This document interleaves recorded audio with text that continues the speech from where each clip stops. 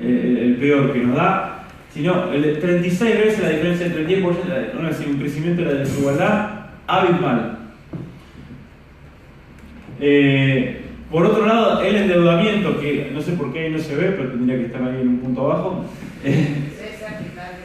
El endeudamiento pasó de 4.000 millones de... No, debe estar mal el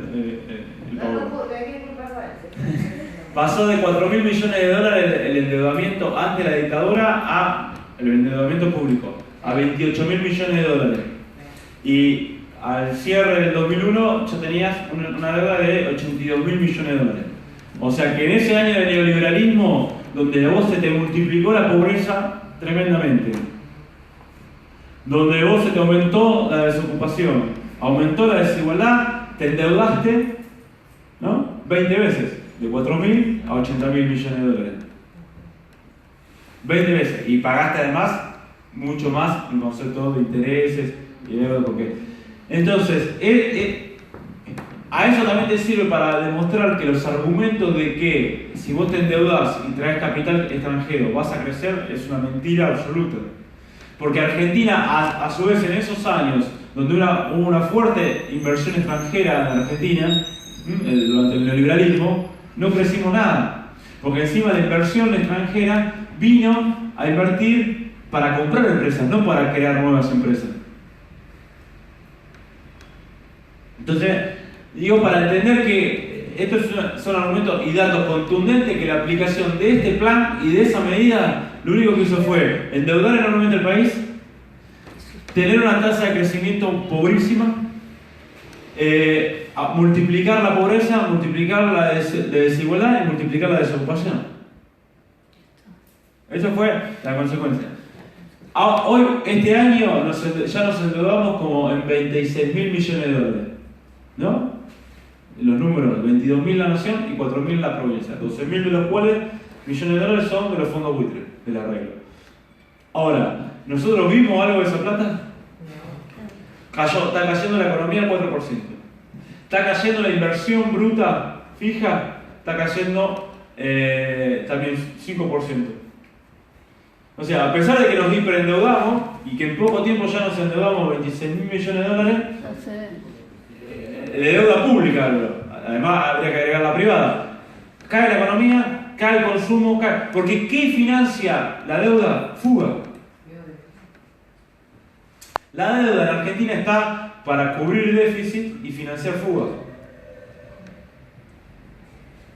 Si vos haces un análisis, que lo hace bien Basualdo, ese análisis de la deuda externa, vos ves la cantidad de fuga de divisas al exterior y la cantidad de deuda, como se fue multiplicando durante el neoliberalismo, ves que coinciden.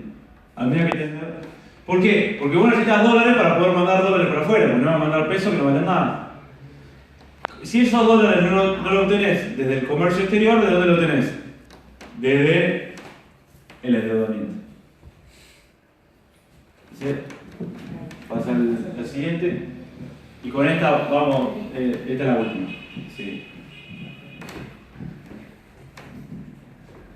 Es una buena. Una buena. Sí, voy a tirar. Ahora se viene un buen final. Sí, se va a Cristina. Vamos que venimos, déjame de joder. Cristina 2017. Se viene. Algo bueno voy a tirar. Seguimos con las manos un ratito. Pero ya le genera expectativa. Claro. Entonces, bueno, el objetivo. Obviamente, la inflación se frenó, porque claro, la inflación es la paz de los cementerios. Si vos no tenés consumo, no tenés el achicamiento de salario, ¿qué va a tener inflación? Tenés deflación. ¿Cuál es el problema de ver en Europa? La deflación. Los precios caen. ¿Cuál es nuestro problema en el 2001? La deflación. Porque aparte acá la inflación viene de la puja distributiva. ¿Cuándo empezó a haber otra vez inflación en Argentina? En el 2005. ¿Qué pasó? Volvieron a la paritaria. El mismo año que volvieron a la paritaria, empezó la inflación. Y más cuando la economía está tan concentrada, al aumento del salario, los empresarios responden con aumento de precio. Entonces es puja distributiva, en gran medida la inflación.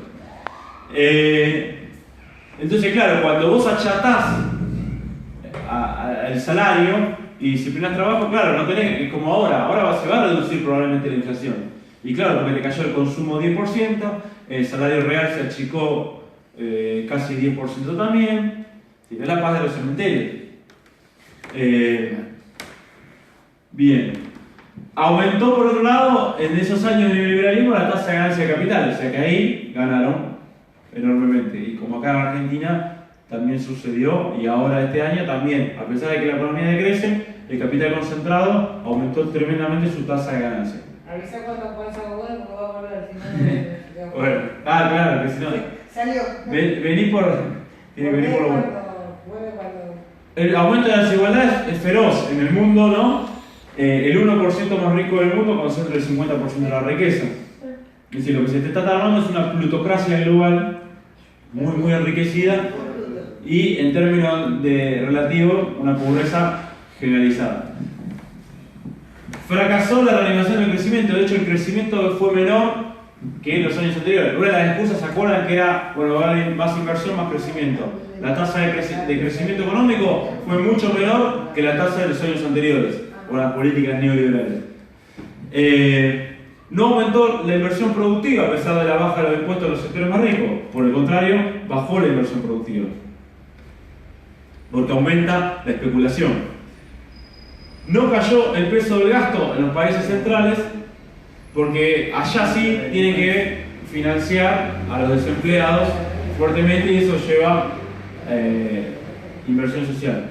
Fuerte aumento de la deuda, fuerte aumento de la delincuencia y cambio en términos ideológicos culturales. ¿Por qué? Porque además el neoliberalismo pone en crisis la matriz ideológica, incluso la liberal, tradicional clásica. Tiene varias diferencias con la ideología liberal clásica. Primero, la ideología liberal tenía toda esa cuestión de la ciudadanía y los derechos y obligaciones del ciudadano. Para el neoliberalismo se habla de gente y de cliente.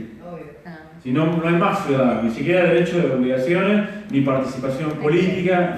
Por otro lado, el liberalismo clásico era más, hablaba más de la igualdad, por lo menos ante la ley, la igualdad formal, no el igualitarismo económico, pero sí la igualdad como un concepto fundamental. Como vimos, el neoliberalismo es fuertemente aspira a la desigualdad como un valor social fundamental para exacerbar la competencia, etc. Pero por otro lado, el neoliberalismo exacerba también el consumismo, el individualismo consumista, la cultura del reviviente y el no me importa nada en la política, porque no hay mañana y todo lo mismo, el irracionalismo político. Esos valores que están destruyendo en gran medida incluso a Occidente mismo, son muy peligrosos, porque imaginen, a vos te imponen el consumismo como patrón. Vos sos a partir de lo que consumís, no en función de la familia que tenés, de los afectos, de cómo sos como persona, sino la meritocracia, a partir de cuánto escalás en el estatus social. Tenés la meritocracia, el sueño americano, tenés un montón de cosas, y es más, la última frase del presidente diciéndole que el pobre carnicero tiene que tener libertad porque lo que hizo fue defenderse, meterse en un poder político, que supuestamente es político, a decir lo que tiene que hacer un poder supuestamente que es independiente, que no lo es, que es el poder judicial, a mí me parece para exacerbar más al pueblo, diciendo de que bueno, mañana puedo sacar un revólver y tenerlo en casa, como la ley de defensa que tiene. La guerra todo contra todos. Porque aparte de la guerra todo contra todos, te desgarra la sociedad.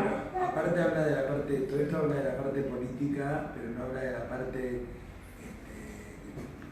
del poder de los medios, por ejemplo, en el cambio político, en el cambio de la mentalidad política de la sociedad, porque hay gente que le aumentó 1000% la luz y está de acuerdo porque las tarifas estaban bajas.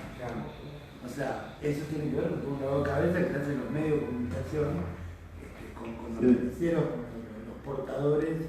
Los medios de comunicación, claro, se vuelven herramienta fundamental no solo como medio de comunicación, sino que son medios de formación de opinión que son estructurales al partido político financiero. Porque el partido financiero pone en crisis el partido ideológico de masa. El partido ideológico de masa se estructura con dirigentes, militantes, afiliados y con un programa clásico. Y se basaba en la movilización social. Entonces teníamos el partido justicialista, ¿no? Con sus dirigentes, militantes afiliados, sus unidades básicas y un policlasismo, burguesía industrial, pequeña burguesía industrial, movimiento obrero organizado. el partido de comercialización de candidatos, que es el partido financiero, donde ya no tenés un programa de ideas, sino lo que es, se comercializa candidatos. Ahí, en vez de tener militancia, lo que media es el medio de comunicación. O sea, vos tenés candidatos, medio de comunicación y audiencia. Y una estructura paralela por detrás que es los cuadros estratégicos que ya no se forman en el debate político público, sino en universidades privadas y empresas privadas. No tenés militantes, tenés voluntarios. ONG y voluntarios, o mucho el ONGismo, digamos, como mediador. Que cobren 60 lucas es un detalle. Bueno, es un poquito. Y clientes abajo. Clientes, siempre. Entonces, ese es el partido, ¿sí? No, igual lo que me interesa es el tema de las ONG, porque me parece que en ningún momento Quiero ver una. le estamos dando, en general, ¿no? Importancia a las ONG, y de que empezaron a aparecer acá en el país las ONG, fueron nada, fue un resurgimiento de mierda impresionante. Sí, pero las ONG aparecieron en los 90. Por eso el PJ partió mucho lo que es el PIB, Por muchos eso partidos. Entonces hubo gente que no podía militar y decía que las unidades básicas se acumulaba gente de barba que no hacía nada. La militancia, como vocación de militante, abrían las ONG para poder prestar el servicio de. Porque ni nadie te va a entrar a bailar tango en la unidad básica, pero sí te entraba en una ONG. Pero cuando Sí, damos igual ONG, muchas ONG son armadas de afuera con Sí, hay de todo de ONG, digamos. Porque también puede haber ONG, asociaciones civiles que Pero están no estamos hablando de ONG, Ahora, no estamos hablando de fundación. Una cosa es una ONG, otra cosa es una fundación. Claro, Pero claro. una ONG No, es la una. ONG, esto, fundación, asociación civil, todo eso ONG, porque son ONG quiere decir organización no gubernamental. el mismo destino. No tiene el mismo destino, no tiene el mismo concepto. Por eso, pero vos podés tener una fundación del kirchnerismo, que las hay, o una fundación del vaquerismo. Sí, pero tenés O que. una- Toda la obra para lo mismo, o sea, a ver, El tema es que el dinero no tiene ideología. el problema es cuando la ONG, el ONGismo y esa ideología del no compromiso, el voluntario, Es sociedad civil. y la cara, lo que La es, reglamentación de la sociedad civil. y que es disminuir y achicar lo público estatal y que pase todo a sociedad civil y a intereses privados. Donde las empresas obviamente tienen mucha más influencia porque son los grandes financiadores y orientadores de esas ONG y de esas fundaciones. Entonces, lo que se te produce con eso, con la crisis del partido ideológico de masa, el partido de comercialización de candidatos y la multiplicación mediada por los medios de ONG, voluntarismo y no programa ideológico, es obviamente lo que garantiza una fuerte desmovilización, desorganización y despolitización de la sociedad. Porque no estás. El máximo momento de desorganización, despolitización es cuando vos sos audiencia, por ejemplo, o cliente. Exacto. Porque vos te estás como individuo, aislado y de una relación completamente asimétrica, sin participación. Y te venden un Entonces, producto. y te venden, claro, por eso el partido de comercialización de candidatos. Y eso con esta fuerte ideología consumista que es un problema, digamos, porque imagínense además lo que te produce en términos sociales. Una sociedad que te dice, vos sos en función de lo que tenés, pero por otro lado, la mitad de la población no puede tener nada. Bueno, ahora, por último, lo que yo quería decir, y ahí viene la parte positiva. Ahí viene la parte positiva. Para Darío, la parte positiva. O esperanzada. No, digo esto último. No hay más que una. Hay un problema fundamental para aplicar este modelo hoy por hoy en Argentina y en América Latina. Esto cuando se aplicó era plena ofensiva en los 70-80 de estas grandes redes financieras globales que se consolidan en los 90 con la caída del muro de Berlín. Occidente y el poder angloamericano anglosajón estaban en pleno apogeo, todavía crecían, todavía el salto de productividad dado por la tecnología le permitía mantener tasa de crecimiento económico, estaba en plena ofensiva. Hoy por hoy estamos en un mundo muy distinto. Primero, hoy hay una situación de multipolaridad. Y siempre la situación de multipolaridad es favorable a los pueblos y es favorable a los de abajo, porque cuando ellos se pelean, los de arriba, los de abajo tenemos posibilidades de emerger con proyecto propio. Y hoy la multipolaridad se profundiza. Y mientras eso se mantenga, va a haber una situación de oportunidad histórica. Por más que pueda tener retrocesos y a veces avances, se sigue habiendo objetivamente condiciones de oportunidad histórica. Siempre los movimientos nacionales y populares se desarrollaron y se fortalecieron, o los pueblos se fortalecieron en condiciones de multipolaridad. Desde nuestra guerra de independencia, que coinciden con un enfrentamiento entre España, Francia e Inglaterra, a ver quién era dominante, el surgimiento del irigoyenismo que se da en los prolegómenos de la Primera Guerra Mundial y en plena contradicción entre potencias, el peronismo que se da a la salida de la Segunda Guerra Mundial y en plena Guerra Fría, o los años 60-70 con todo el problema de la guerra de Vietnam, revolución cubana y multipolaridad relativa.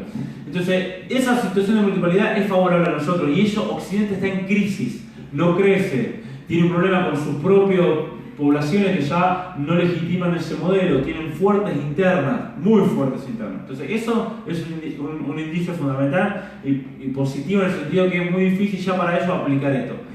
En segundo lugar, y esto es un problema también para el modelo neoliberal en América Latina, el Vaticano no le juega a favor.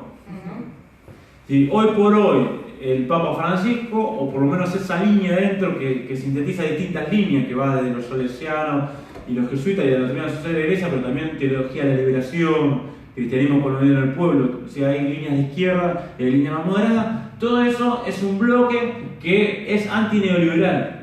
Como Estado, juega como Estado. Y juega, claro, como Vaticano, aunque tiene su fuerte interna con la derecha que... Pero juega como Estado dentro de la propia Italia. Entonces está jugando y te cambia la correlación de fuerza. Bueno, lo vemos con el apoyo a Evo Morales o el reclamo por Milagro Sala. Se ven distintas situaciones que hay un conflicto fuerte con el Papa Francisco. De hecho, hasta Carrió tuvo que salir a decir que no iba a ganar el cielo, ¿no? Papa Francisco que iba a ganar el infierno. O sea, que pasó de fiscal de la República a fiscal de San Pedro, ¿no? Resulta que ahora es fiscal de San Pedro. Pero eso, digamos, es un dato fundamental, porque también te produce toda otra correlación de fuerza, como fue con el Concilio Vaticano II en los 60-70, que abrió y oxigenó todo un proceso, ¿no?, por izquierda en la Iglesia y que oxigenó procesos populares en América Latina. Después, cuando volvió al mando los sectores más conservadores de la Iglesia, se aliaron con los sectores más conservadores y neoliberales. Está penalizando la Iglesia. Entonces, sí.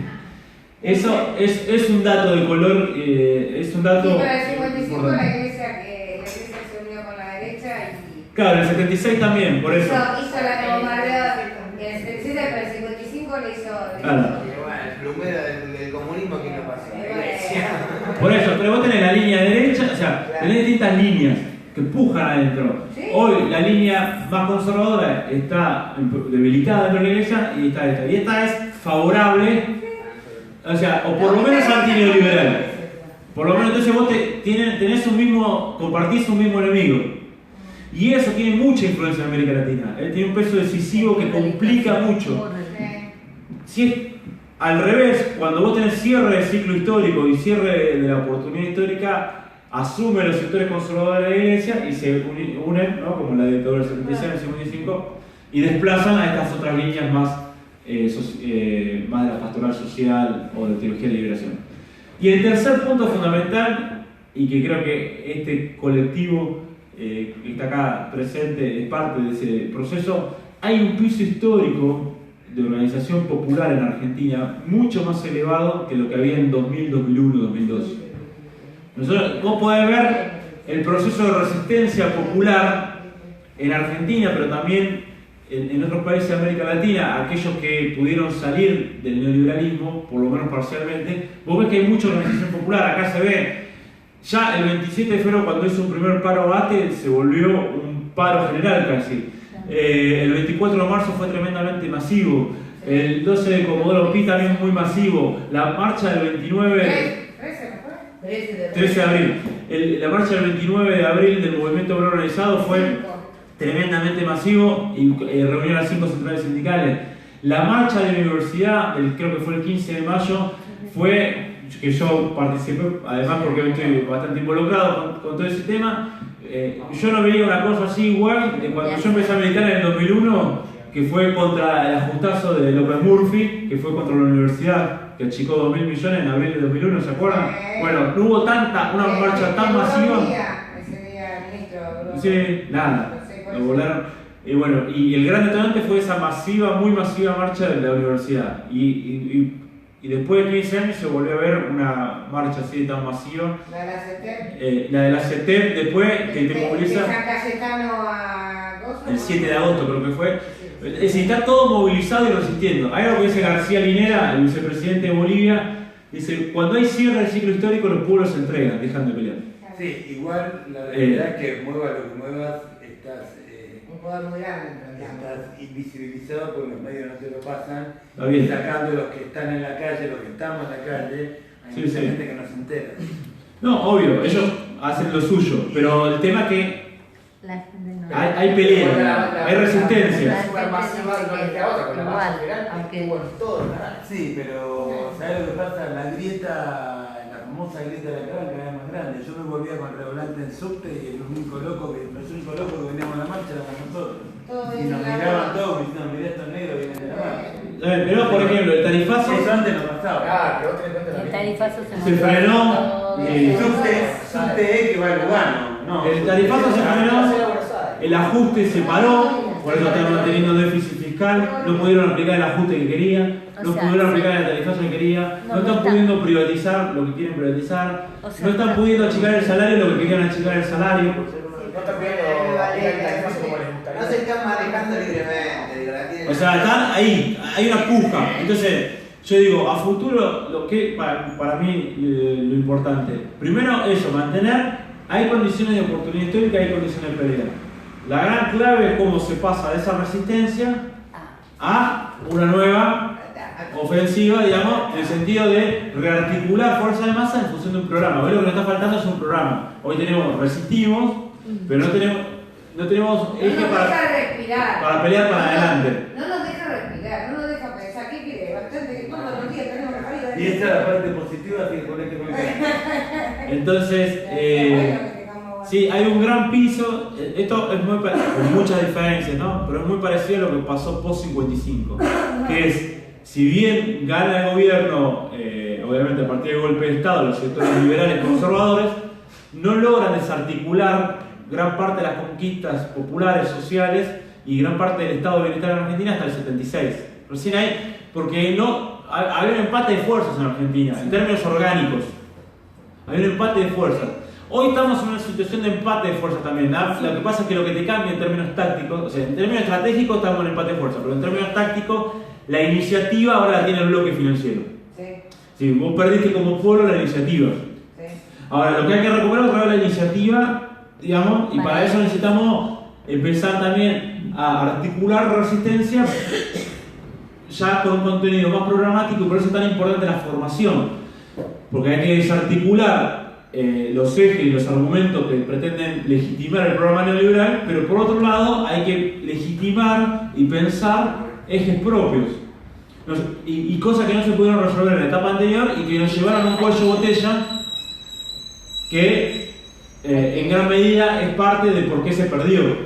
Si, por ejemplo, es imprescindible que vos pienses en estatizar el comercio exterior, porque si 4 grandes transnacionales te manejan los dólares que ingresan a Argentina, te bloquean el ingreso de dólares y te fuerzan a devaluaciones y te fuerzan a un mercado paralelo, ¿viste? Todo el mundo corriendo por los dólares. Sí. Entonces, ahí hay un problema, que tenés que ver cómo recuperar el comercio exterior. El sistema financiero, que si bien se cambió en parte con la nueva Carta Orgánica del Banco Central o se cambió con la estatización de FJP, el gran problema es que tu sistema financiero no apunta a la necesidad de desarrollo nacional. Está manejado por empresas privadas que lo único que les interesa es la especulación. Entonces, como decía Aldo Ferrer, que se murió hace poco, nosotros si tuviésemos el control de nuestro ahorro nacional podríamos crecer al 5% todos los años. No necesitamos plata de afuera. Nosotros producimos mucho. Lo que pasa es que se nos va o no se usa para la inversión productiva local. Entonces, para eso necesitamos sistema financiero. ¿Sí? Un montón de cosas que no se pudo avanzar o invertir muchísimo más en investigación y desarrollo. Es cierto que durante los últimos años durante el kirchnerismo, aumentó la investigación y desarrollo. Pasó al 0,65% del PBI. Pero sigue siendo muy poco. Vos, para tener una política en serio de investigación y desarrollo que apunte a la independencia económica real, tenés que tener por lo menos 2% de PBI en investigación y desarrollo.